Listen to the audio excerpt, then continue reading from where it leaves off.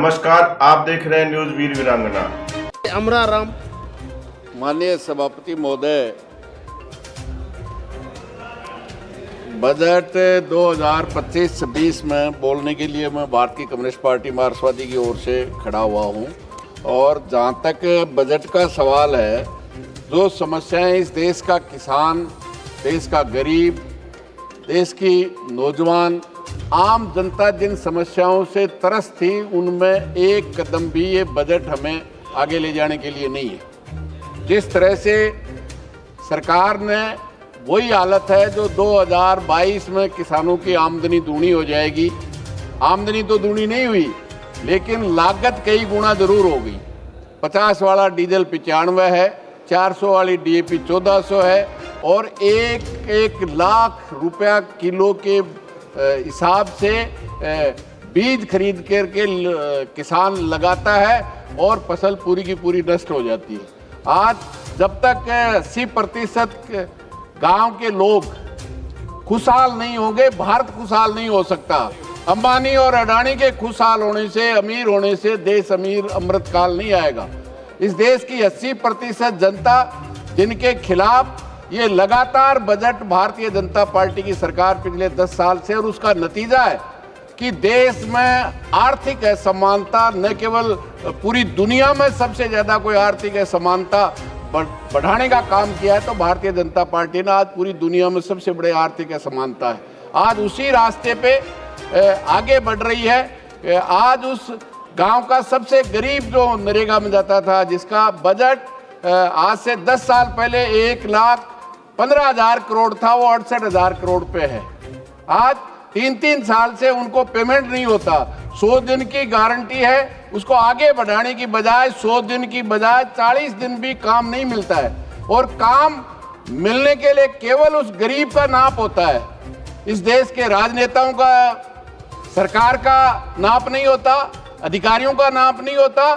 लेकिन क्योंकि गांव का सबसे गरीब नरेगा में, और उसमें भी 90% महिलाएं जाती हैं, उनके नाप ही नहीं किया जाता। सभापति महोदय, 2 दफा हाजिरी होगी, बाकी किसी की नहीं होगी, लेकिन उस गांव के गरीब जो सबसे ज्यादा महिला सशक्तिकरण की बात करते हैं, बेटी बचाओ बेटी पढ़ाने की बात करते हैं, लेकिन तमाम जगह शिक्षा में, चिकित्सा में, सब जगह उन कंपनियों को मालामाल करने का लिए बजट लेके आए।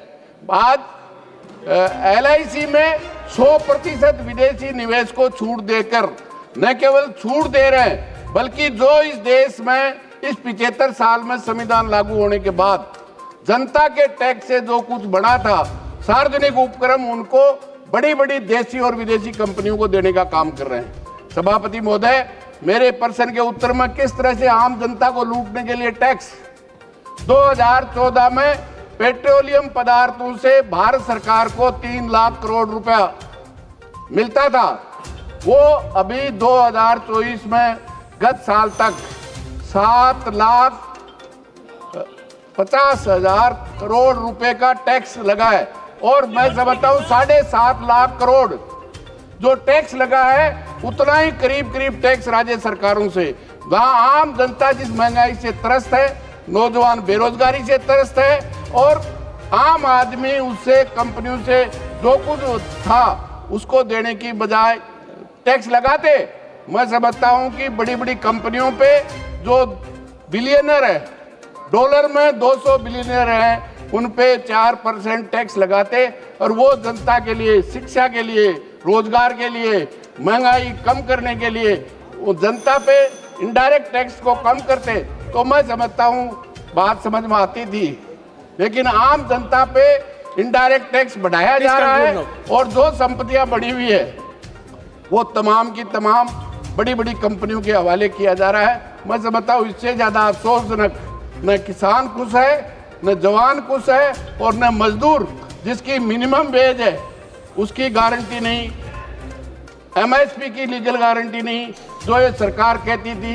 एक भी वायदा आम जनता से इस बजट में पूरा करने की बजाय, जो प्रधानमंत्री कहते हैं कि मेरा 56 इंच का सीना है, अभी कंक्लूड कर रहा हूँ सभापति महोदय, जो कह रहे थे देश में डंका बज रहा है, अभी अमेरिका के राष्ट्रपति ट्रंप ने 105 लोगों को, भारत के लोगों को जिस Please तरह से conclude now. अपमानित करके, हथकड़ी डाल करके, बेड़ी डाल Thank करके you. भेजा, और हमारे मंत्री प्रधानमंत्री के लिए कह रहे हैं सत्ता पक्ष के साथी, Thank you. कह रहे डंका बज रहा है, ये डंका बज रहा है। और शायद 13 तारीख को उसी ट्रंप Thank के you. पैर पकड़ने के लिए हमारा प्रधानमंत्री जा रहा है। इससे ज्यादा Thank you. बात नहीं हो मानभूमि सकती। दुराई भाई को आप यही मैं कहना चाहता हूँ। मानभूमि बहुत-बहुत दुराई भाई को धन्यवाद।